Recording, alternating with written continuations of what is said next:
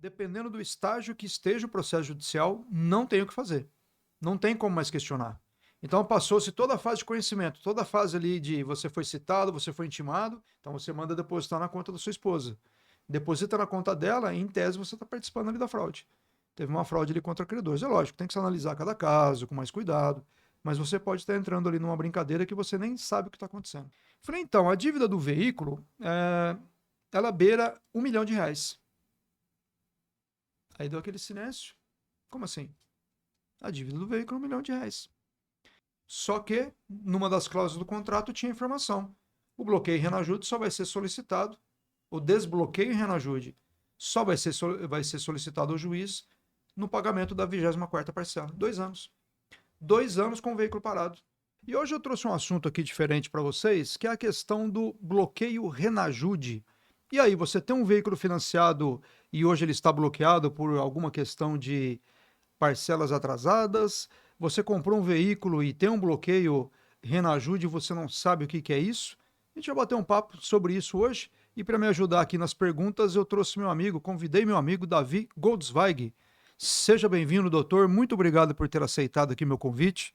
Sua apresentação, por favor, para quem não te conhece.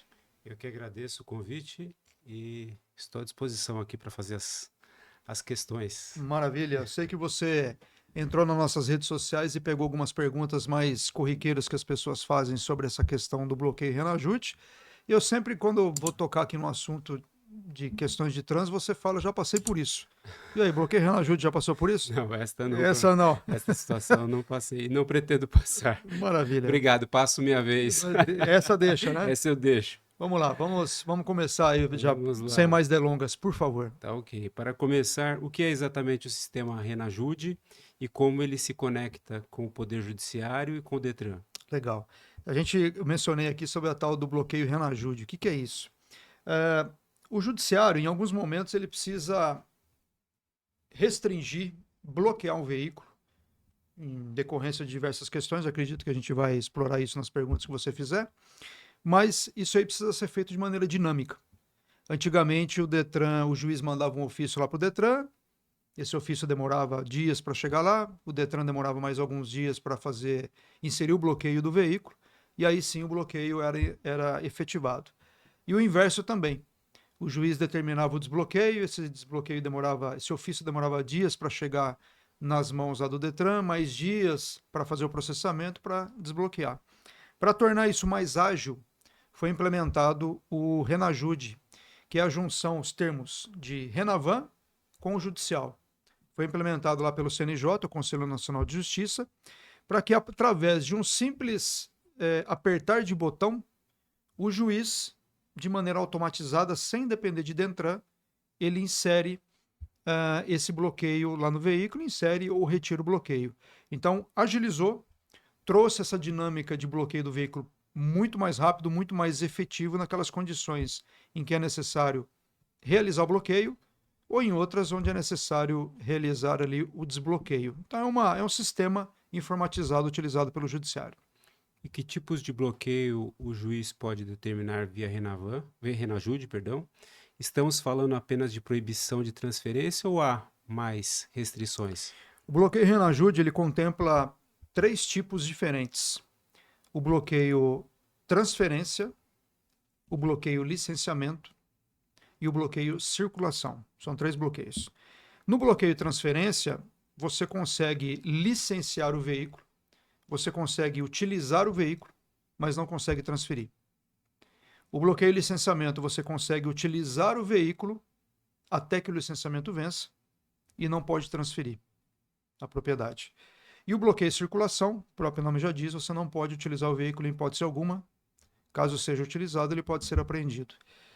E os 3 bloqueios impedem a transferência. Então, bloqueio transferência, bloqueio licenciamento, bloqueio circulação. Esses são os 3 bloqueios que o Renajude prevê. Fora isso, nós temos ainda a penhora. O que é isso?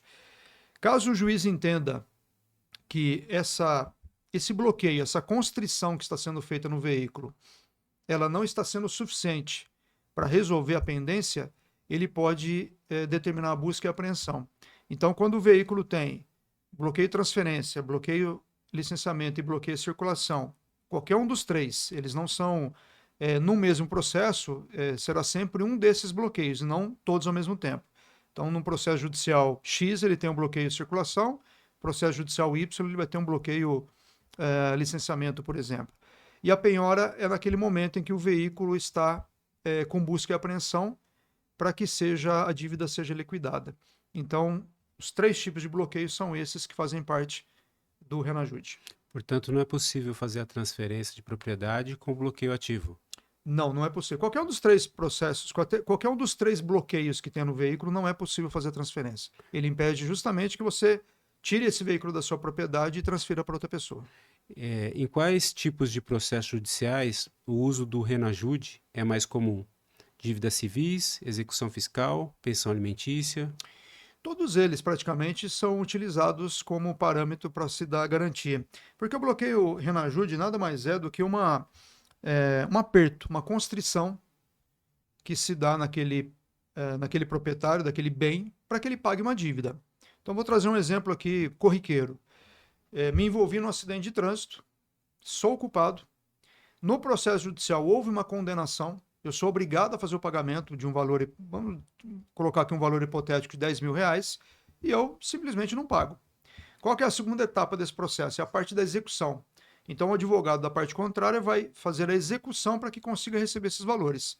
Nessa execução, se determina um prazo para fazer o pagamento, caso contrário, não faça, a gente vai para as medidas coercitivas. A primeira delas, o que é? O juiz, de posse dessas informações, ele vai na minha conta bancária, lógico que o juiz não faz isso, mas por intermédio das instituições bancárias, ele estabelece, olha, há uma dívida de 10 mil reais, olhem as suas contas bancárias, se tiver aí dinheiro até 10 mil reais, façam um bloqueio. Então as contas, os bancos, as instituições financeiras, elas fazem essa análise, identificou valores, eles fazem um bloqueio e avisam o juiz. Bloqueei 100 reais, bloqueei 200 reais, bloqueei 1.000 reais, bloqueei 10 mil reais. E aí, se houver dinheiro suficiente para satisfazer a dívida, encerrou o problema. Mas existem outras modalidades coercitivas, caso a conta bancária não seja suficiente para suprir aquela demanda. E uma delas é o bloqueio Renajude. Então, insere um bloqueio no veículo para que me impeça de transferir, me impeça de licenciar, me impeça de circular. Então, é um aperto que é dado para que se faça com que eu exerça ali o pagamento daquela dívida, resolva aquela pendência que eu tenho com aquela pessoa, nesse nosso exemplo, o acidente de trânsito, e a partir disso daí o bloqueio seja excluído. Então, vários tipos de ações judiciais, elas podem chegar a esse momento do bloqueio Renajude. Às vezes a dívida do próprio veículo. Financei o veículo, não paguei as parcelas, o banco em algum momento ele vai entrar com processo judicial para que eu faça, para avisar o juiz daquela pendência, e na mesma oportunidade ele pede ali o bloqueio Renajude para impedir que eu faça a venda do veículo, que eu transfira esse veículo, a propriedade para outra pessoa, e ele deixa, obviamente, de receber o que lhe é devido. Então, em muitos casos que eu vejo hoje, a questão do financiamento ela é muito forte. Financiamento do próprio bem, do próprio veículo. Financia o veículo, não tem condição de quitar aquelas parcelas, aí o bloqueio ele é inserido por meio ali do juiz da ordem judicial. Ok. O bloqueio judicial pode atingir qualquer veículo ou há exceções? Há, por exemplo, proteção para bens de família ou usados para o trabalho essencial? Os bens que são necessários para exercício da profissão, eles não podem ser apreendidos. Só que, desde que a dívida não tenha sido originada para adquirir aquele veículo. Então, por exemplo, um motorista de aplicativo, um taxista, um caminhoneiro que fez um financiamento para adquirir aquele veículo para ele exercer a profissão. Então, como a dívida é do próprio bem, aí não tem impedimento. Mas se, por exemplo, a dívida é de um acidente de trânsito, não tem nada a ver com o meu veículo, e eu exerço a profissão de taxista, essa dívida não pode fazer o bloqueio, não pode fazer a apreensão do meu veículo por conta de que aquele bem é utilizado para exercer a minha profissão. É lógico, o bloqueio vai ser inserido, e aí, por meio da ação adequada, eu solicito ao juiz para excluí-la, justamente porque o veículo é utilizado para a subsistência da família, para o meu trabalho. Então, qualquer veículo pode ser objeto de bloqueio, mas Caso essa dívida não seja originada para comprar, para adquirir aquele veículo, pode sim. Caso contrário, se for um veículo que foi utilizado ali para o trabalho, ele não pode ter esse bloqueio. E como o cidadão normalmente descobre que o veículo está bloqueado? Pela consulta no Detran, ou tentar vender, ou ao tentar vender o veículo, ou no cartório? Como que ele descobre isso? Tem aquelas pessoas que já sabem da existência do processo judicial, então normalmente o advogado que está atuando no processo a seu favor, ele já vai orientar isso, de que em algum momento pode ser que aquela ação judicial seja improcedente, em algum momento vai ter algum problema com relação a essa constrição, essas medidas coercitivas. Tem pessoas que não sabem de existência de processo, então só vão verificar isso no momento do licenciamento, que não consegue licenciar, no caso de um bloqueio de licenciamento ou de circulação, e outros no momento da venda, que vai fazer a transferência e não consegue. Ou às vezes até a pessoa que está adquirindo o veículo faz a consulta e avisa o proprietário que, olha, tem um bloqueio em Renajude aqui, e aí vai tentar saber do que se trata. Muitos processos, principalmente de pensão alimentícia, que a pessoa deixa o processo sem defesa, tramitando ali sem qualquer tipo de impedimento, em algum momento o advogado da parte contrária ele vai pedir ali algum tipo de constrição para que consiga receber aqueles valores que lhe são devidos. E aí entra o bloqueio.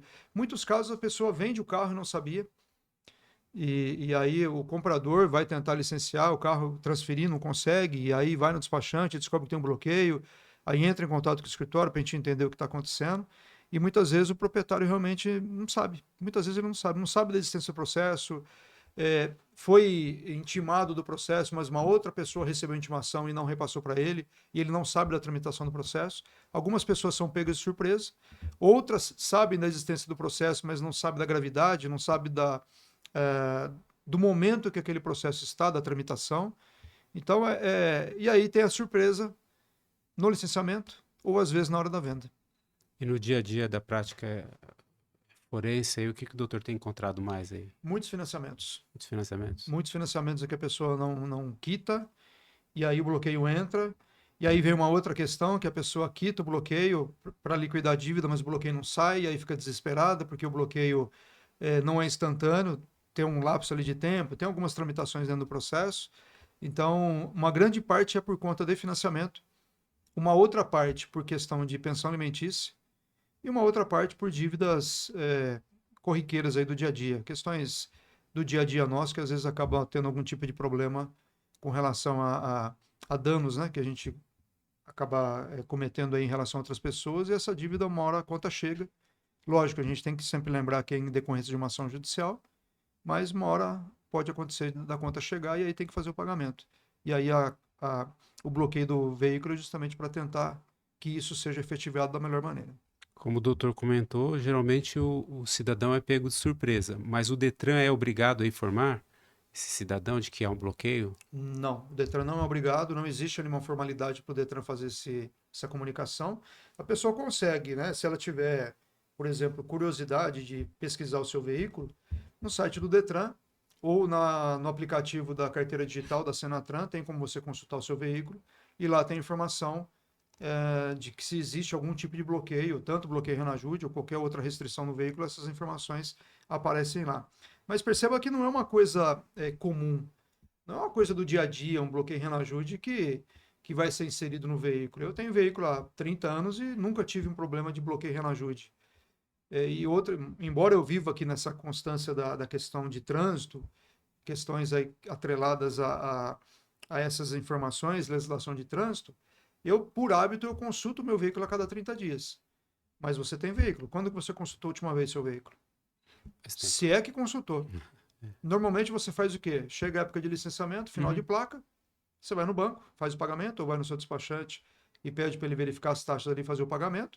Mas se houver apenas uma restrição de transferência, o licenciamento vai ser gerado normalmente. Você não vai verificar, você não vai ter ciência da existência daquele bloqueio. Você vai ter a ciência da existência do bloqueio numa constrição um pouco mais grave, que é o licenciamento ou circulação, que você não consegue licenciar. Então, às vezes, você faz o licenciamento hoje. Por exemplo, eu faço licenciamento sempre no começo do ano. Em janeiro eu já faço licenciamento. Vamos imaginar que em março ou abril entre um bloqueio e reajude. E minha placa, por exemplo, é final zero. Eu só vou licenciar de novo esse carro no próximo ano, no final do ano. E eu não faço licenciamento no começo do ano, eu vou fazer só no final. Então pode ser que passe ali um ano e meio, quase 2 anos, até que eu identifique que existe bloqueio no veículo. É. Então, e nesse meio tempo, o processo judicial ele continua tramitando. Se eu não tomei ciência de outra forma, se eu não fui intimado desse processo, se ninguém me intimou de outra tramitação, ou intimou, mas uma pessoa recebeu essa intimação e não me repassou, eu não vou ficar sabendo disso. Vou ficar sabendo lá na frente daqui 1 ano e meio, 2 anos. Então, o Detran ele não é obrigado a dar essa comunicação ao proprietário do veículo da existência de um bloqueio em Renajude, né, da inserção do bloqueio em Renajude. É fato que alguns Detrans exigem ofício físico do juiz, mesmo com bloqueio no Renajude? Hoje não mais. Hoje o ofício ele foi descartado pelo bloqueio totalmente. Então o Detran ele não tem gerência alguma sobre a inserção ou exclusão de bloqueio Renajude. Isso é sempre feito por meio do bloqueio diretamente do fórum. Então não há ninguém no Detran responsável por essa questão de bloqueio. É sempre no fórum. Tanto é que o bloqueio é inserido no fórum, a exclusão é inserida, é feita no fórum também. Sempre lá com o juiz ou algum cartorário, algum funcionário lá do fórum. E esse desbloqueio ele é automático, uma vez sendo paga a dívida, ou depende de um despacho judicial? Sempre quando você tem uma dívida de um processo judicial, vamos pegar um cenário aqui em que eu fiz, de repente, um acordo com a parte contrária. Existe uma ação judicial, eu estou devendo 10 mil, e eu vou, por exemplo, pagar essa dívida à vista. E aí eu acordo lá com a pessoa, falar, vou pagar a dívida à vista, pede para o seu advogado entrar no processo e pedir a exclusão do bloqueio reajuste. Paguei a dívida, o advogado da parte contrária ele vai voltar no processo e avisar o juiz, olha juiz, aquela dívida de 10 mil ela foi quitada integralmente, faça o desbloqueio reajuste. Então precisa dessa comunicação do advogado dizendo que está ok, o juiz homologar esse acordo e aí ele faz o desbloqueio. Mas vamos imaginar que você está devendo esses 10 mil reais e eu faço um acordo com a parte contrária para fazer o pagamento desses 10 mil, mas eu vou fazer parcelado. Eu vou fazer o pagamento da primeira parcela e eu vou querer que o bloqueio saia, o bloqueio não saia. Por quê? A única garantia que a pessoa tem, da parte contrária, do credor tem, de receber aqueles valores, é por conta do bloqueio. Eu só fui atrás dele para fazer esse pagamento porque bloqueou meu veículo. O que a pessoa vai fazer? Ela vai esperar eu pagar as 10 parcelas para só então pedir o desbloqueio ao juiz. O que normalmente ele faz? O advogado da parte contrária entra no processo novamente, avisa o juiz, fizemos um acordo, está aqui o acordo, assinado por ambas as partes, em parcelas iguais, 10 parcelas iguais de R$ 1.000, permaneça o bloqueio reajuste até que a parcela seja quitada. Então, às vezes, uma pessoa faz um acordo sem uma orientação profissional de um advogado e faz um acordo mal feito. Isso, devedor. O credor ele tem ali o suporte do advogado, o advogado vai colocar algumas considerações para fazer esse acordo. Mas eu, devedor, às vezes na ânsia de economizar um pouco com questão aos valores, não contrato profissional para me auxiliar naquele contrato, e aí eu faço o contrato mal feito. Ou seja, dou a entrada da primeira parcela e acho que o bloqueio vai ser excluído e não é. Ele vai esperar o bloqueio, eu fazer o pagamento das 10 parcelas para só depois pedir o desbloqueio do veículo. E também tenho vários casos que chegam ao escritório nessa condição. Porque a pessoa fala, doutor, mas eu fiz o pagamento da primeira parcela. O bloqueio não deveria ser excluído? Depende.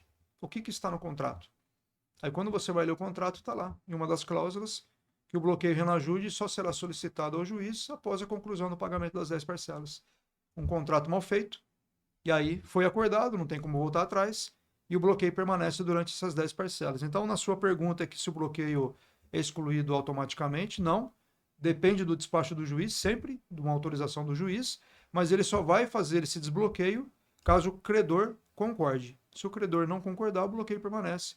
Aí, no nosso exemplo, até a quitação total. Porque às vezes eu estou devendo, por exemplo, 20 mil e tenho 10 mil para te dar aqui de pagamento. Eu dou esses 10 mil achando que a dívida vai ser quitada. Permanece com bloqueio para você pagar os outros 10. Então, tem que se analisar muito bem na hora de fazer esse acordo para que não seja iludido, como, por exemplo, eu vou pagar a primeira parcela e o bloqueio vai ser excluído. Então, o bloqueio não é, porque a única garantia que aquele credor tem para receber a dívida. Só um minuto. Opa. O único garantia que aquele credor tem é aquele veículo. Então ele não vai desbloquear até que a dívida seja paga na integralidade. Essa é uma pergunta muito difícil agora, doutor. Qual o tempo médio entre o despacho de desbloqueio no sistema e a liberação efetiva no Detran? Estamos falando de prazos, né? Eu sempre falo o seguinte: pode demorar dias, semanas ou meses. Quando eu falo isso para aquele cidadão que me procura, ele fala assim: doutor do céu, como assim? Tudo depende do fórum. Primeiro depende, vamos dar o exemplo aqui da financeira, muito comum. E eu tenho um problema ali do financiamento do veículo, eu não pago as parcelas, o banco ele entra judicialmente para requerer ali o bloqueio Renajude e a apreensão do veículo, e eu entro em contato com o banco e faço um acordo. Eu falo, olha, eu estou devendo aí 10 mil, eu pago 8, a gente Sim. liquida a dívida. Quando eu faço a liquidação dessa dívida, eu naturalmente acredito que o bloqueio vai ser excluído. Mas eu preciso que o advogado da financeira retorne no processo e avise o juiz. E isso pode demorar. Ele pode fazer isso hoje, pode fazer daqui uma semana, porque não é só o meu caso que tem lá com aquele advogado. Tem dezenas de milhares. Uhum. E aí ele, no momento que ele chegar a minha vez, ele vai entrar no processo e fazer isso. Quando esse processo, essa petição do advogado vai para o juiz, ela entra numa fila. Então, meu processo não é o único ali, tem outros milhares de processos tramitando ao mesmo tempo, tem uma fila. Quando chegar a minha vez, o juiz vai fazer o despacho. Ou o próprio juiz faz o desbloqueio, ou ele determina que o cartorário, que a serventia, faça isso, o funcionário lá do cartório, do fórum. Essa tramitação toda pode demorar dias, semanas ou meses. E tudo depende de vários fatores que não necessariamente do devedor que fez o pagamento. Então, aquele devedor acha que vai ser feito de imediato o desbloqueio, mas não, pode demorar muito, principalmente agora nessa época de final de ano, que as pessoas procuram legalizar o veículo, deixar certinho para poder passear aí as férias de final de ano. Então, acha que vai ser rápido e nem sempre vai na velocidade que a gente imagina que a gente gostaria que fosse, na verdade, né? Então pode demorar realmente todo esse prazo que eu comentei contigo aí. Mesmo eu tô extrapolando bastante para a pessoa entender a gravidade. Lógico que não vai demorar meses, mas semanas talvez. Então talvez demore um mês, talvez demore um mês e meio, 2. Mais do que isso, realmente já é exagero. Mas para que a pessoa entenda que realmente a coisa não vai ser solucionada de imediato. Por mais que seja um sistema eletrônico, que basta entrar no sistema, colocar a placa, apertar um botão, não é tão simples assim, porque não é só o meu processo que está lá no fórum. Tem milhares e cada um tem sua fila, tem seu momento processual, e isso pode acabar atrasando e de repente até atrapalhar as férias, o passeio de final de ano, o passeio do carnaval, ou de outra época do ano que nós, porventura, estejamos. Então tem que tomar cuidado com propostas ou com condições milagrosas. Quando a gente tem principalmente financiamento de veículo, a experiência me mostra que a pessoa, quando ela tem um bloqueio, o proprietário não, né? O detentor daquele bem, daquele veículo, porque o proprietário ele é o banco até a quitação do bem, ele entra em pânico porque ele utiliza o veículo para trabalho, utiliza o veículo para levar, às vezes, um parente em algum atendimento médico, alguma questão hospitalar. Às vezes trabalha com representação de vendas e utiliza o veículo no estado inteiro. Quando você fala de um bloqueio Renajude, tem um certo aperto. Primeiro que a pessoa não sabe o que é isso, às vezes nunca ouviu falar. O que é um bloqueio Renajude? Vai procurar no Google, às vezes tem informação desencontrada, fala que o veículo pode ser apreendido, e como eu te falei aqui, no exemplo do veículo do bloqueio de transferência, não impede que você utilize enquanto o bloqueio está pendente. O que não pode entrar é a penhora. Mas as pessoas não têm essa informação. Nesse pânico, nesse desespero, o que a pessoa faz? Entra em contato com a financeira. O que eu faço para quitar isso aí o quanto antes? A financeira vai passar as condições, ele está pagando à vista, vai ter um abatimento no débito, porque não tem os juros ali de várias parcelas. Mas o que a pessoa quer, o devedor quer? Ele quer a imediata solução. E nem sempre essa imediata solução acontece. Às vezes, né, eu tive um exemplo de um caso uma vez que ele tinha uma dívida na faculdade. E aí fez um acordo na faculdade de 24 parcelas. Um acordo ótimo. Só que, numa das cláusulas do contrato, tinha informação. O bloqueio e renajude só vai ser solicitado, o desbloqueio e renajude só vai ser solicitado ao juiz no pagamento da 24ª parcela. 2 anos. 2 anos com o veículo parado. E aí, qual que é a solução nesse caso? O acordo foi feito, você vai ler o contrato, assinou, tá tudo certinho, não tem nenhum vício no contrato de consentimento, não tem nada de errado no contrato. Qual que é a única alternativa? Entrar em contato de novo com a faculdade, com a instituição de ensino, fazer o pagamento integral. Mas, doutor, mas eu não tenho dinheiro. Ou você fica 2 anos sem o veículo, porque no caso dele era um bloqueio de circulação, você fica 2 anos sem o veículo, sem utilizar o veículo, ou num cenário ruim, mas talvez o mais eficaz nesse momento seria você entrar em contato de novo com a faculdade, tentar um acordo agora num valor interessante, fazer um financiamento no banco, quitar essa dívida e ter o desbloqueio do veículo. Ah, mas o bloqueio é feito imediato? Não, não é imediato. Pode demorar dias, semanas ou meses. Então depende ali de cada caso. Mas é um contrato que no primeiro momento foi o melhor das opções, porque dividiu em 24 meses, deu um abatimento lá. Um exemplo, era 10 mil, caiu ali para 24 parcelas, que no total daria, por exemplo, 9 mil e alguma coisinha, então ele acabou tendo uma vantagem, só que essa vantagem veio disfarçada ali de 24 meses sem um veículo. E ele não percebeu isso na hora de assinar o contrato. Talvez assinou no desespero, dependia do veículo, toda aquela circunstância que a gente vem conversando aqui, mas foi um acordo mal feito. E aí você tem que fazer digamos, uma outra alternativa para tentar remediar aquilo que já começou errado lá atrás. Uma dívida que não foi paga, um acordo que foi mal feito, e aí agora talvez um financiamento, e vai se endividar mais ainda por conta do financiamento. Porque o banco, você sabe que no financiamento pessoal as taxas são muito altas, e é mais para ele conseguir liquidar aquilo e resolver o problema do bloqueio e reajuste o quanto antes. E mesmo assim, pagando a dívida inteira, depende do advogado da instituição entrar no processo novamente, avisar o juiz, entrar na fila, tudo aquilo que a gente já falou aqui. Dias, semanas ou meses.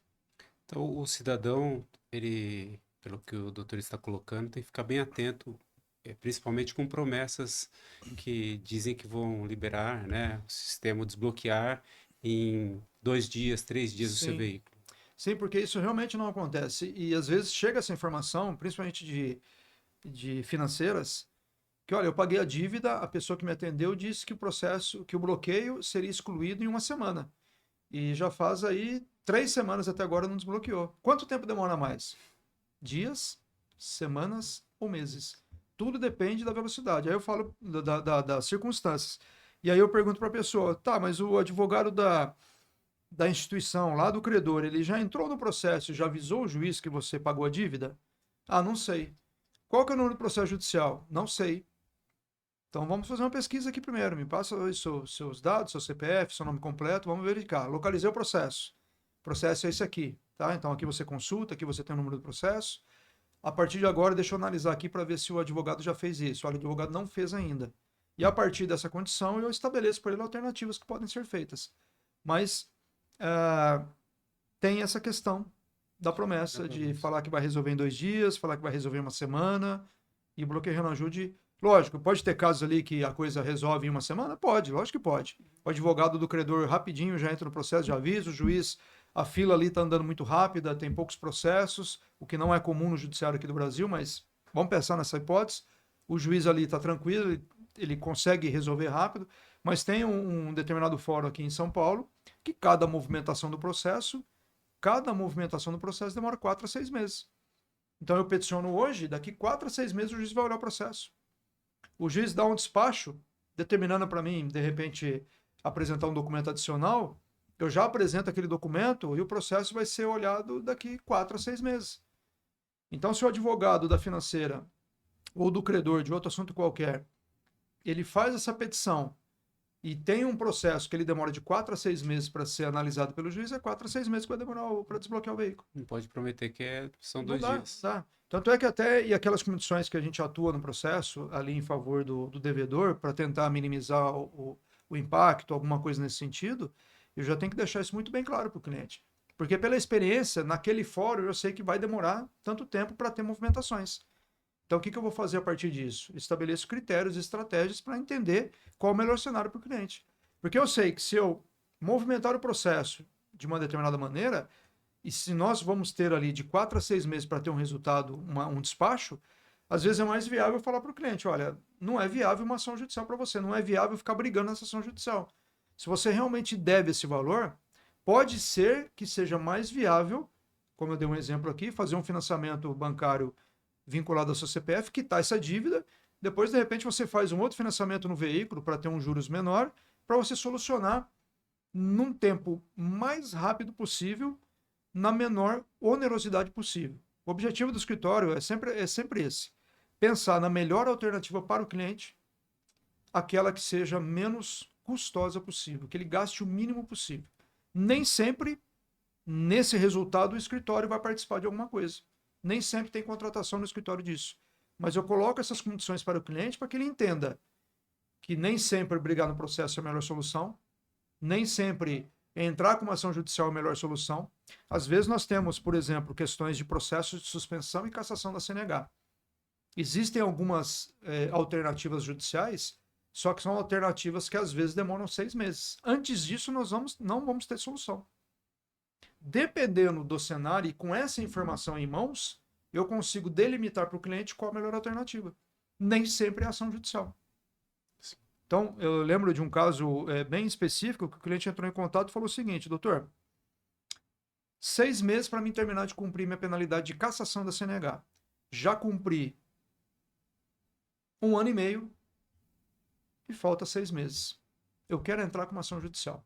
E já vem com a informação, quero entrar com mandato de segurança, já vem já com o tipo de ação já judicial apropriado, que ele entende ser mais apropriado ali para aquele caso. Aí eu falei o seguinte para ele, falei, olha, vamos lá. Vou dar um nome hipotético aqui de João.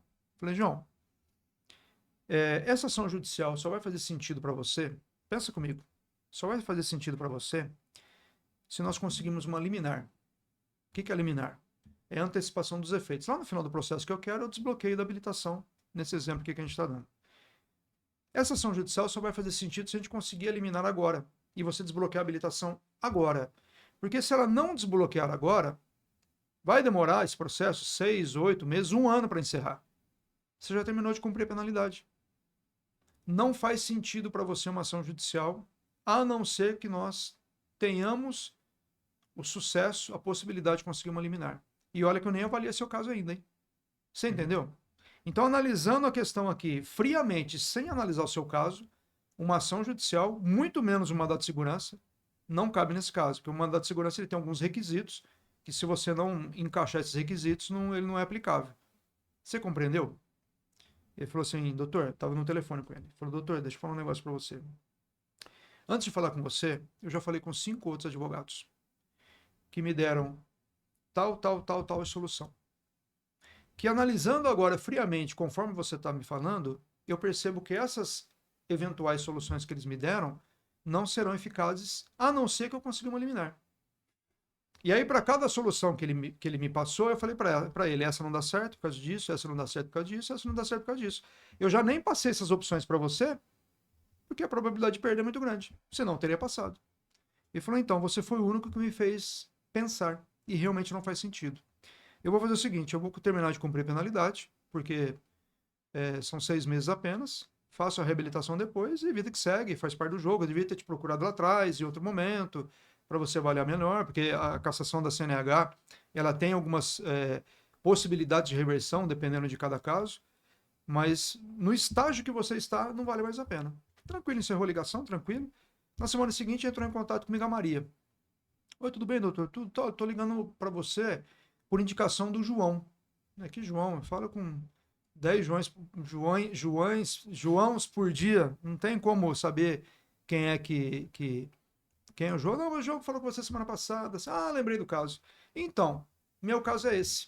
O que dá para fazer? Falou, mas seu caso está no começo ainda, dá para a gente analisar melhor, conseguindo solucionar o caso dela de maneira satisfatória com uma demanda judicial. Deu ali mais uma semana da Maria, entrou em contato comigo o Carlos. Tudo bem? Estou entrando em contato contigo. Quem me indicou você foi o João. Ou seja, eu não preciso fechar contratos, digamos, no desespero, porque o escritório está num cenário que a gente não precisa disso, e eu consigo analisar cada caso de maneira individual com muita tranquilidade e transparência, sem necessidade de forçar ali uma contratação, Porque eu sei que depois aquele cliente vai acabar me indicando outra pessoa. Ele me indicou 3 pessoas, 2 acabou, a gente conseguiu fechar o contrato, uma delas não, porque o caso dela também não tinha solução. Mas veja que essa questão, que o assunto principal foi a questão do tempo que demora de uma solução de um caso, você ter essa experiência e conseguir passar isso para o cliente pode ser crucial para que ele tome a melhor decisão dentro Sempre. daqueles critérios para resolver aquele problema com a menor onerosidade possível. Menor tempo, menor onerosidade. Então, o objetivo sempre do escritório é esse. E lógico, né, quando o cliente ele entra em contato, a gente tem essas informações, eu consigo passar para ele de maneira mais apropriada uma eventual solução para aquele caso. Melhor cenário para ele. Melhor cenário. Pode acontecer do desbloqueio judicial ter sido concedido, mas o Detran ainda constar o veículo como bloqueado? Não, não tem como, porque como o sistema ele é integrado na base de dados lá em Brasília da Secretaria Nacional de Trânsito, o Renajude ele é integrado no Brasil, então o juiz de São Paulo, por exemplo, ele consegue bloquear um veículo que está lá no Amazonas. Ele vai lá no Amazonas para fazer esse bloqueio? Não. Ele vai lá em Brasília, na Secretaria Nacional de Trânsito, na base do Renajude, na base do Renavan, e faz o bloqueio de maneira sistema e automatizado. O Detran do Amazonas ele não tem gerência sobre esse bloqueio ou desbloqueio. Então, não tem como o juiz desbloquear o veículo no Detran, pelo menos eu nunca vi isso, e ainda constar como bloqueado lá no sistema do Detran. Então não tem como fazer porque é sistema. Da mesma maneira que insere, é da mesma maneira que exclui. E como o Detran não tem essa gerência, ele não tem como incluir ou excluir, não tem como a base de dados é a mesma, a base de dados da Secretaria Nacional de Trânsito lá em Brasília, o Detran ele busca a informação lá do veículo e devolve aqui a informação quando você pesquisa, como a base é lá e o Renajude é lá, é tudo alimentado no mesmo lugar. Então não tem como aparecer aqui no Detran de um jeito e lá na Secretaria estar de outro. Pelo menos eu nunca vi isso. Quando a gente Entendi. fala em sistema, a gente nunca pode garantir que isso não vai acontecer nunca. Sim. Mas particularmente eu nunca vi. Se a pessoa não for parte do processo, por exemplo, comprou o veículo de boa-fé, é possível anular o bloqueio? Depende. O bloqueio Renajude, ele é inserido por conta, como a gente já mencionou aqui, por conta de uma dívida oriunda de um processo judicial, oriunda de um financiamento de veículo, oriunda de uma dívida civil que nós temos, né? Uma dívida, comprei uma mercadoria de você, não paguei, qualquer coisa pode gerar um processo judicial. Esse processo judicial pode partir para uma execução e na execução o veículo ser bloqueado. Eu dei uma volta aqui, acabei esquecendo a sua pergunta, desculpa. Se a pessoa não Terceiro de for. boa fé. Terceiro de boa fé. É o terceiro de boa-fé. Vamos lá. E aí, por conta desse problema judicial, o bloqueio ele é inserido no meu veículo. E eu vendo esse veículo para você sem que eu saiba do bloqueio. Quando você vai adquirir o veículo, qual que é a sua obrigação? Você vai consultar se esse veículo tem alguma pendência de multa, alguma pendência de débito fiscal, um ICMS, um IPVA, alguma pendência administrativa, algum bloqueio administrativo no veículo, por conta de uma pendência de multa, alguma coisa assim, e uma pendência judicial. Quando você faz essa pesquisa, você comprador faz essa pesquisa, você se cerca de cuidados necessários para evitar comprar um veículo com bloqueio em Renajude. Ok? Então, o que eu vou fazer nesse caso? Eu nem compro o veículo. Eu evito comprar o veículo. Só que tem pessoas que não fazem essa pesquisa. Ou faz a pesquisa de mau jeito, pesquisa só multa e não vê que tem um bloqueio em Renajude. Adquire o veículo. E aí, se essa aquisição do veículo foi posterior ao bloqueio em Renajude, não tem como tirar.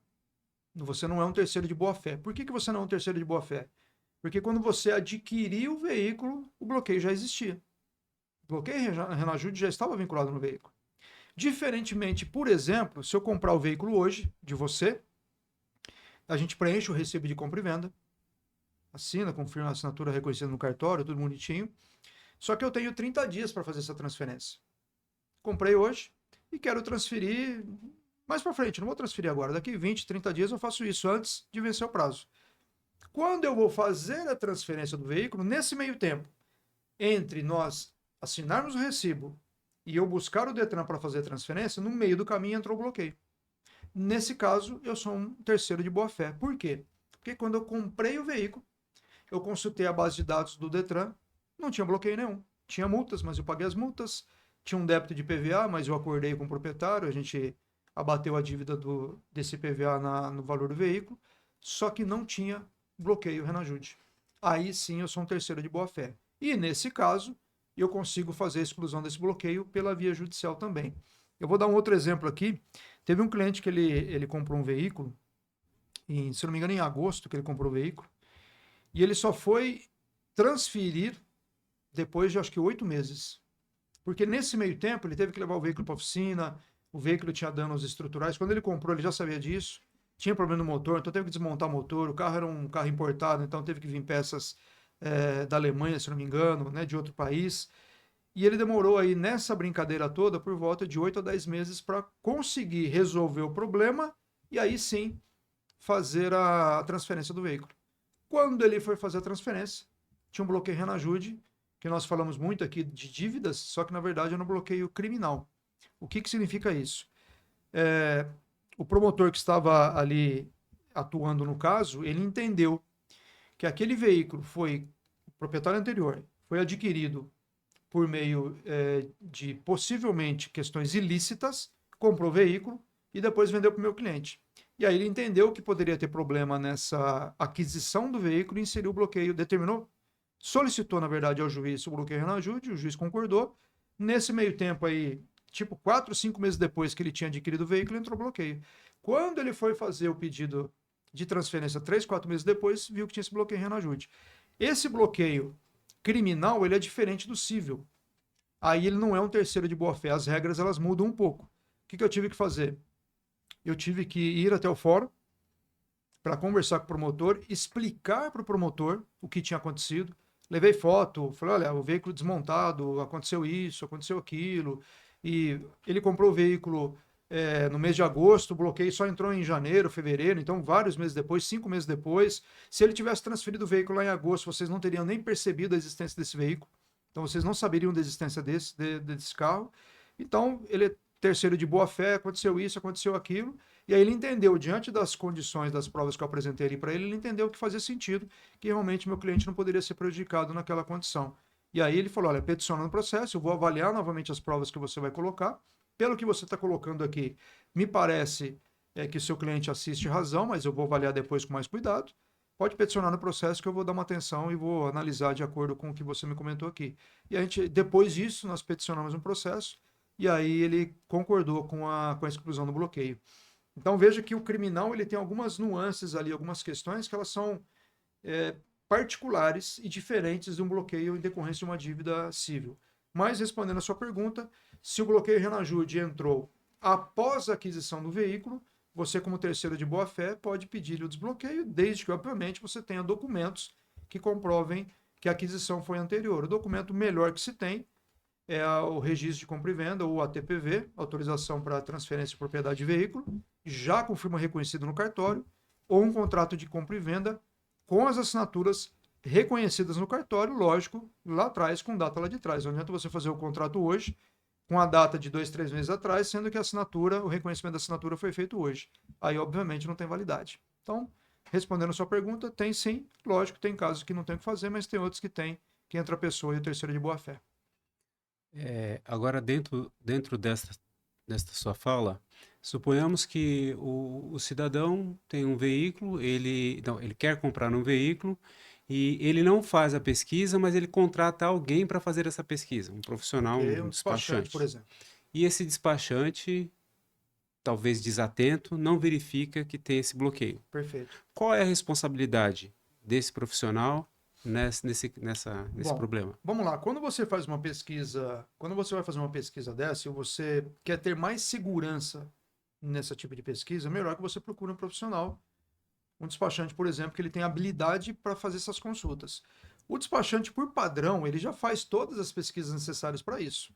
E quando você deixa isso muito claro para ele, o despachante, por exemplo, ele vai imprimir algumas telas, algumas informações que ele pode dentro do sistema para comprovar aquilo que ele está apresentando ali para o cliente. Se ele imprime uma tela básica, que é a consulta básica do sistema, estou falando de São Paulo, que existe o ECRV, que é a consulta que os despachantes utilizam, Na primeira pesquisa que ele faz, já aparece que o veículo tem um bloqueio Renajude. Um bloqueio judicial, um bloqueio Renajude. Porque esse tipo de pesquisa é o básico do básico. O despachante, normalmente, ele não tem esse tipo de deslize. Mas vamos imaginar, hipoteticamente, que isso passe despercebido, tanto pelo despachante como quem está adquirindo. Não é possível. Porque, como eu te falei, a primeira tela de pesquisa já vem essa informação que tem um bloqueio. Aí ele vai fazer uma pesquisa um pouco mais aprofundada.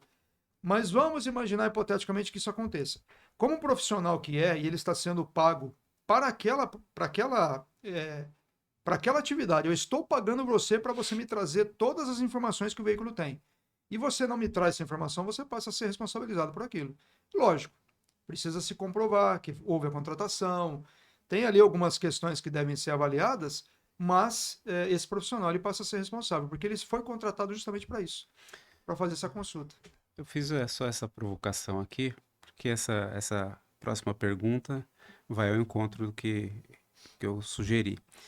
Quem compra, na verdade, existe golpe de venda de carro com bloqueio judicial? Como o comprador pode evitar esse tipo de fraude? Então, E como tem, como tem. Teve um cliente que entrou em contato comigo, dá uns exemplos, né? O cliente entrou em contato comigo e falou: olha, eu comprei o carro do João, mas ele pertence à Maria. Mas comprei do João, agora que eu vou atrás da Maria para poder assinar recibo de compra e venda, tudo mais, e seguir com a transferência. Só que o meu despachante que foi fazer a consulta, veja bem, o despachante foi fazer a consulta depois que ele tinha adquirido o veículo, ok? Então depois ele levou a documentação lá, comprou o veículo e levou lá para o despachante fazer a pesquisa. E aí o despachante viu que tem um bloqueio na ajude. Você consegue verificar para mim do que se trata esse bloqueio? Porque se for uma dívida pouca, eu vou lá e pago e tá tudo certo. Eu falei, eu vejo. Passa o número do processo aí que eu vejo. E aí quando eu fui ver a dívida, eu falei para ele, olha, a dívida tem um valor realmente irrisório, eu acho que dá para você pagar, mas fala uma coisa, qual que é o valor do veículo? Eu paguei 25. Qual que é o valor de tabela dele? O valor de tabela dele eu acho que é 30. Então já comprou com uma diferença, já dá para ter uma desconfiança ali. Falei, então, a dívida do veículo, ela beira R$ 1 milhão. Aí deu aquele silêncio. Como assim? A dívida do veículo é R$ 1 milhão. E esse bloqueio foi inserido coisa de 3, 4 meses atrás. Se você comprou hoje, você não é terceiro de boa-fé, porque ele citou isso. E o terceiro de boa-fé? Procurou na internet, viu lá o terceiro de boa-fé, achou que se encaixava. Ele não se encaixa para você, porque o terceiro de boa-fé passei as condições.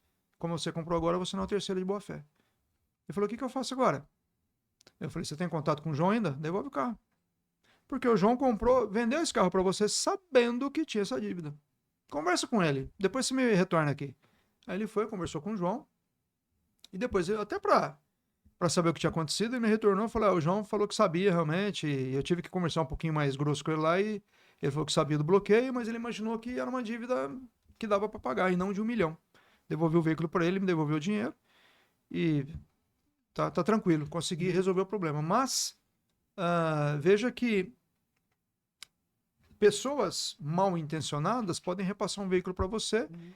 Você vai pesquisar multa, por exemplo, não tem nada. Sim. E a gente está falando do bloqueio Renajude, mas tem o dublê, tem bloqueio Renajude, tem multas que eu tomei hoje, que eu sei que tem aí várias multas que eu tomei hoje, eu vendo o veículo para essas multas aparecerem para outro proprietário. Então tem vários tipos de golpes aí no meio do caminho que as pessoas têm que se cercar, porque o veículo hoje é um bem que hoje não tem veículo barato mais. Não tem aquela coisa de como você comprar um carro de R$ 5.000. Hoje a brincadeira ali é 20, 30, 50, R$ 100.000. Eu tive um caso aí, tô com um caso aí de um cliente que comprou um carro de 130 mil e o carro é um veículo dublê. E ele não fez a consulta antes de comprar o carro, antes de transferir o dinheiro. Conversando com ele, eu falei, eu vou te falar, você me desculpa, mas eu vou te falar onde você errou. Eu falei, não, pode falar, você errou nesse ponto aqui, antes de fazer a transferência. Você deveria, resumindo a história, ele foi comprar o carro, agendou o lugar para verificar o carro num lugar movimentado, um shopping. Ele chegou lá, tinha uma pessoa com um jaleco, com uma planilha na mão, fazendo a vistoria do veículo. E estava a suposta proprietária lá do carro. E aí ele falou, olha, só um minutinho, eu acabei de fazer a vistoria aqui, tudo bem, tudo tal. Eu vou ali imprimir a vistoria e já volto aqui. Ele foi imprimir a suposta vistoria, né, já estava impressa, mas tudo falso. voltou, tudo fazia parte do golpe.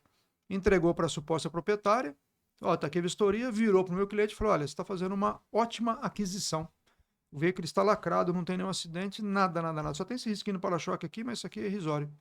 Aí ele se desarmou, porque ele viu que estava tudo bem com o veículo. Qual que foi o erro dele? Ele deveria ter pego o veículo ali e falou, olha, Maria, eu sei que você está com a vistoria ali, mas eu vi uma vistoria aqui na rua, vamos lá, vamos fazer uma vistoria. Ah, tá bom, vamos lá. O que que ela faria? Ela nem iria. Dali ela já ia embora. Porque o veículo, quando você consulta pelo chassi, ele dava que era um veículo furtado. Ou roubado, não me recordo agora.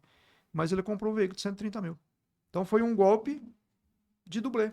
Tem um golpe do Renajude, que eu te passo um carro com bloqueio Renajude e sumo. Normalmente é isso que acontece. Vendo o carro no valor mais baixo do que o valor de mercado, para tentar vender rápido. E você que não faz a consulta ou que faz a consulta depois, aí já é tarde. Aí já é um problema, né? É aquela história, você não compra carro de noite. Não se compra carro de noite, principalmente carro usado, né? Não se compra carro de noite. Não se compra carro sem fazer pesquisa. Não tem condição de fazer pesquisa? Já liga para o despachante dali, olha, a placa é essa, tá, mas pega o número do chassi, consulta pelo número do chassi do veículo. Abre lá o carpete do lado do banco, motor, em algum lugar tem o número do chassi do carro. Leia o número do chassi e passe esse número para o seu despachante, para que ele consiga fazer a pesquisa. Esse carro, por exemplo, dos 130 mil, nem isso ele fez. Ele foi fazer a consulta depois. E lá depois que deu problema. Teve um outro caso que ele ligou para o despachante, consulta a placa para mim. O despachante consultou, não tinha nada, mas era um carro dublê. Por quê? Porque o veículo original estava tudo em dia, multas ok, estava tudo certo, IPVA pago, não tinha nenhum bloqueio, está tudo certinho. Só que ele não estava consultando aquele veículo, ele estava consultando o veículo original. Se ele tivesse tido ali a preocupação de consultar o chassi do veículo, o número do chassi do veículo, tinha dado que era um veículo furtado ou roubado. Mas esses cuidados tem que ter na hora do quê? Da aquisição, antes de fazer qualquer transferência, antes de fazer qualquer pagamento. Então existe esse golpe aí do Renajude, mas por conta, até o próprio proprietário do veículo sabe que tem um bloqueio, ou está na iminência de entrar o bloqueio, ele tenta vender o bem rapidinho para não dar problema, não dá tempo de transferir, entra o bloqueio. Então não digo aí que seria um golpe, né? Mas seria ali uma transação maldosa. Você está prejudicando uma outra pessoa que não tem nada a ver com o seu problema, com a sua dívida.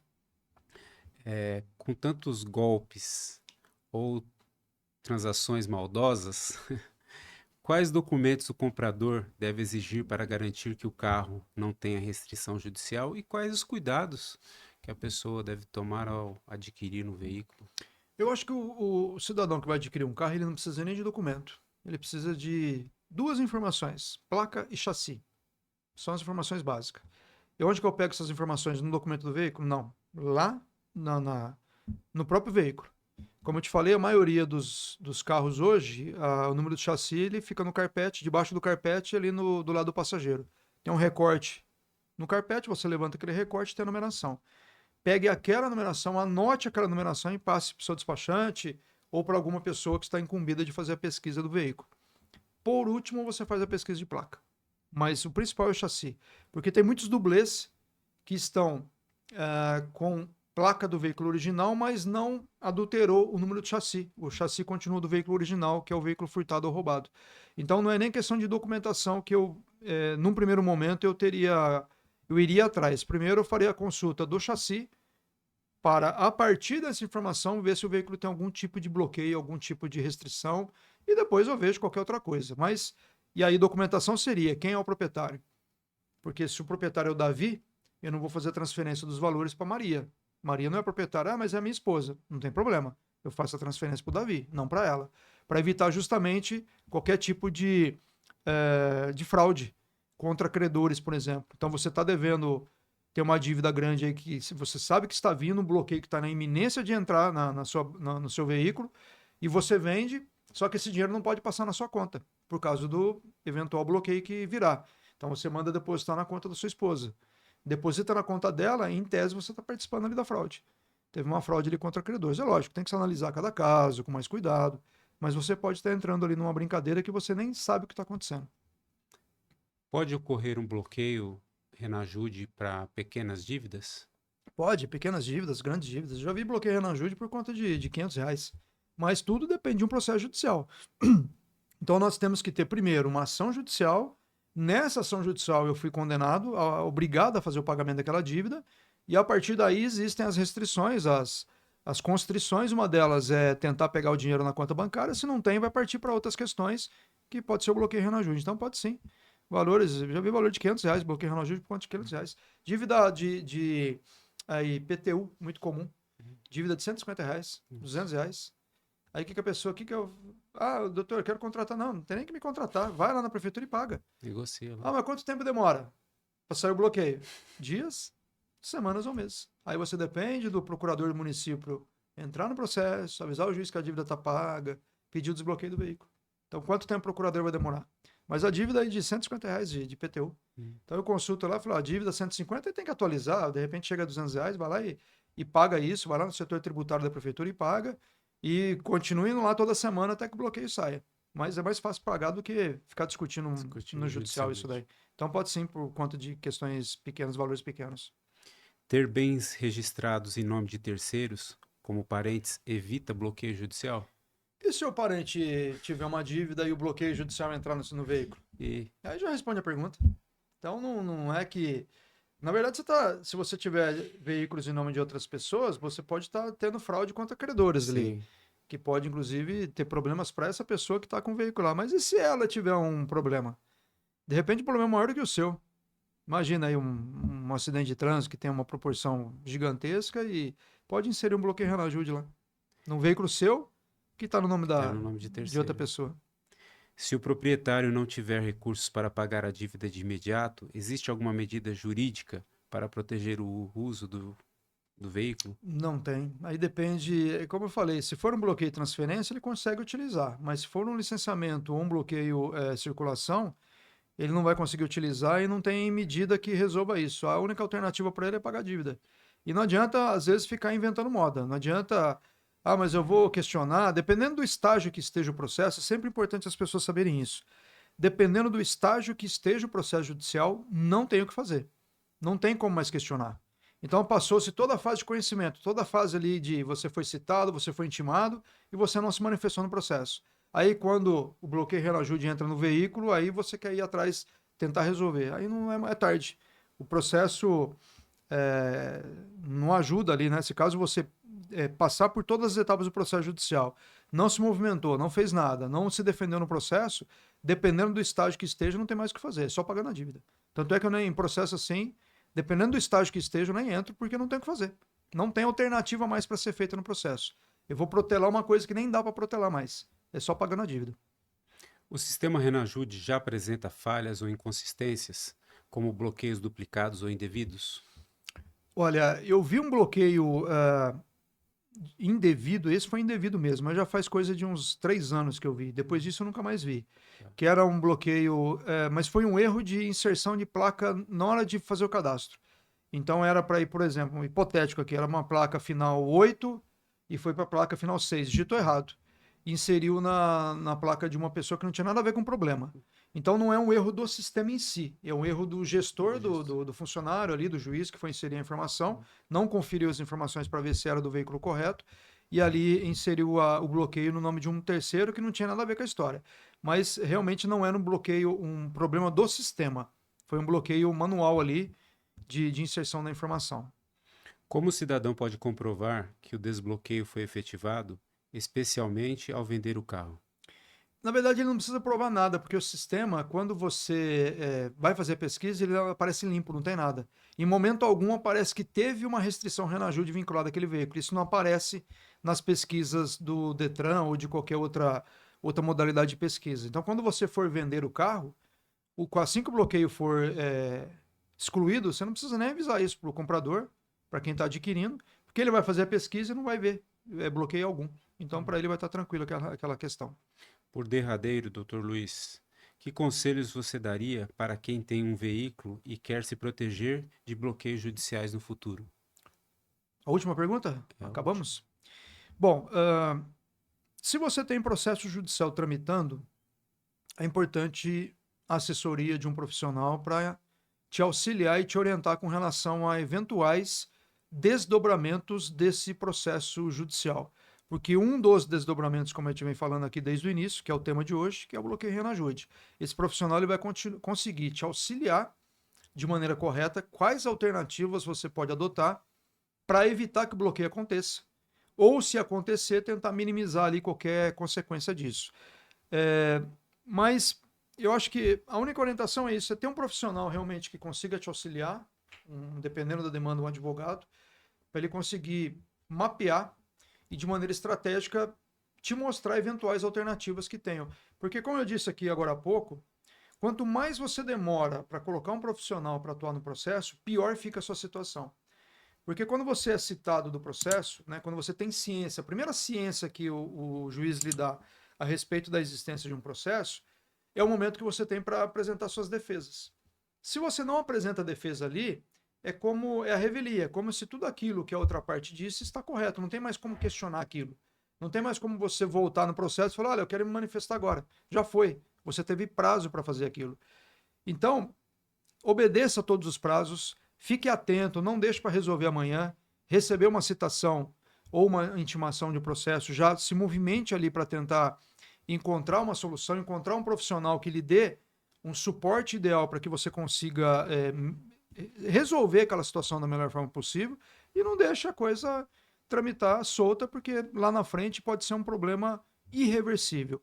E chega no escritório vários casos em que o processo está no estágio que não tem mais o que ser feito. Processo que a gente chama realmente de irreversível. Nesse momento que está agora, não adianta, mas lá atrás, quem recebeu a citação foi outra pessoa.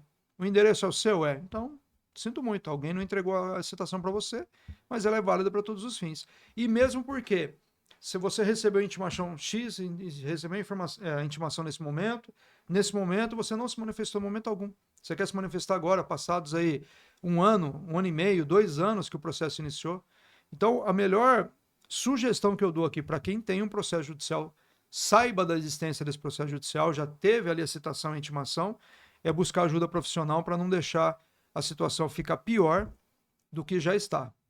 Então, de repente, ali o profissional consegue identificar alguma coisa, algum erro no processo, alguma dívida que já está prescrita, por exemplo, ele consegue ali de uma maneira estratégica estabelecer isso dentro do processo e, de repente, até liquidar aquela dívida. Mas o profissional é a melhor pessoa para te auxiliar nisso. O que me preocupa muitas vezes é um país com muitas dificuldades financeiras, muitos trabalhadores lutam, né, a vida toda, poupam seu dinheirinho para comprar o veículo, Sim. realizar um sonho, Sim. e acabam caindo num golpe ou alguma situação que poderia investir um pouquinho mais e entregar na mão de um bom profissional para que ele Sim. pudesse fazer uma avaliação ou desse uma orientação adequada, né? Você sabe que uma pesquisa simples pode te evitar dor de cabeças violentas lá na frente. Sim. Porque, como você falou, às vezes a reserva de uma vida é uma reservinha que ele vai comprar aquele veículo para, de repente, exercer uma profissão diferente, e você tem um bloqueio Renajude.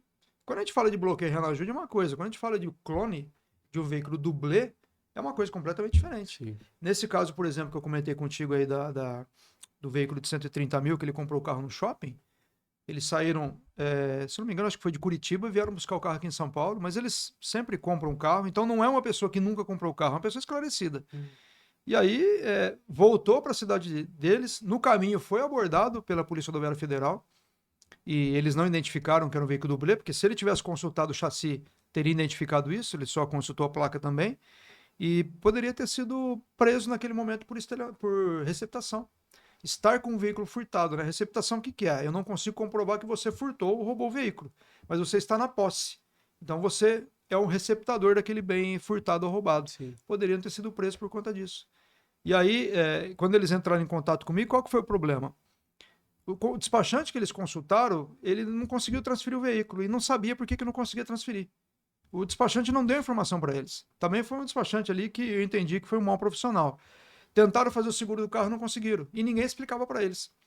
Aí a esposa do proprietário entrou em contato comigo, ele é advogada também, falou: doutor, estou com um problema aqui, meu carro, comprei um carro em São Paulo, estou aqui em Curitiba e está acontecendo isso. E eu falei: cadê o veículo? Não, o veículo está aqui, documentação, não, esquece a documentação, cadê o veículo? Não, está na garagem. Dá para você descer com o telefone, fala para o seu marido ir junto. Com o telefone, eu vou pedir para você fazer uma pesquisa lá no veículo. Vamos lá. Ela foi até o veículo, já estou no veículo. Abre o carro, carpete, recorte, lê o número do chassi. e fala pro seu marido ir conferindo aí. Aí ela tava lá, 9B, blá, blá, blá, blá. Ele, opa, tá errado, começa de novo. Começa de novo. Aí eu falei, me passa o número pra mim aqui, passa pra mim o número. Quando eu pesquisei o número, já acendeu a tela vermelha no computador, veículo furtado ou roubado. E aí aquele desespero. Eu falei, doutor, o que foi? Por onde esse carro passou? Qual é a carga negativa que ele tem? O que aconteceu? Nós poderíamos ter sido presos. Aí começa a passar o filme. E o que eu faço com esse carro agora? Primeira providência sua é o seguinte, pega o carro, leva numa vistoria, para fazer a vistoria e confirmar isso que eu estou te falando, que pode ser que eu esteja errado. Confirmando, o que você faz? Volta com o carro para casa, pega o outro carro que vocês têm, vão na delegacia, explica lá para o delegado o que aconteceu e se ele permite que vocês vão com esse carro transitando ou no guincho. Ou você vai fazer escolta, vai lá, ele vai te falar. Aí deu orientação para eles, levaram o carro, porque o carro não era deles. O carro pertencia a uma outra pessoa. Nesse exemplo era uma seguradora, já que o proprietário já tinha sido ressarcido. Mas perderam ali 130. Na verdade, não perderam ainda, porque a gente está discutindo esse caso. Está bem interessante esse caso aí, mas veja bem que é uma pessoa experiente, não é o primeiro carro que ela comprou. Ela compra carro, falou que troca de carro, todos da família trocam de carro, o marido, a esposa, os 2 filhos trocam de carro todo ano. É uma pessoa que tem experiência na compra de carro e talvez se desarmou, nesse caso aqui, quando a pessoa entregou a vistoria e falou, olha, o carro está ótimo, está excelente, ótima aquisição. Ele se desarmou ali. Tudo engodo, né? Tudo fazia parte do golpe. Então, tudo. Então, é uma questão... tem que tomar muito cuidado com a aquisição de veículo. A gente já fez vários episódios aqui com esse tema, porque como você falou, pode ser um bem ali, um valor que ele está de longa data já ali, guardando para comprar o carro e de repente perde numa situação de um golpe, de um dublê, de um Renajude e por aí vai. Mas é isso, meu querido. Eu agradeço aqui a sua participação. Suas considerações finais, por favor. Eu que agradeço o convite, estou sempre à disposição. Conte comigo. Obrigado, doutor. Obrigado. Obrigado. E obrigado a você que esteve conosco até esse momento. Se você conhece alguém que está passando por esse problema, que tem ali um bloqueio Renajude ou está na iminência de bloqueio, que saiba que está na iminência de bloqueio, considere compartilhar esse vídeo com ele. Veja aqui no canal, a gente tem outros vídeos a respeito de aquisição, uma aquisição de veículo com ajuda profissional, que deve ser pesquisado ali para poder fazer a aquisição. Qualquer dúvida que você tiver desse tema, deixa aqui embaixo nos comentários. Se você tiver sugestão de algum tema específico, traga aqui nos comentários também, que a gente terá enorme prazer em trazer um podcast específico sobre isso. Muito obrigado e te aguardo no próximo vídeo. Um abraço.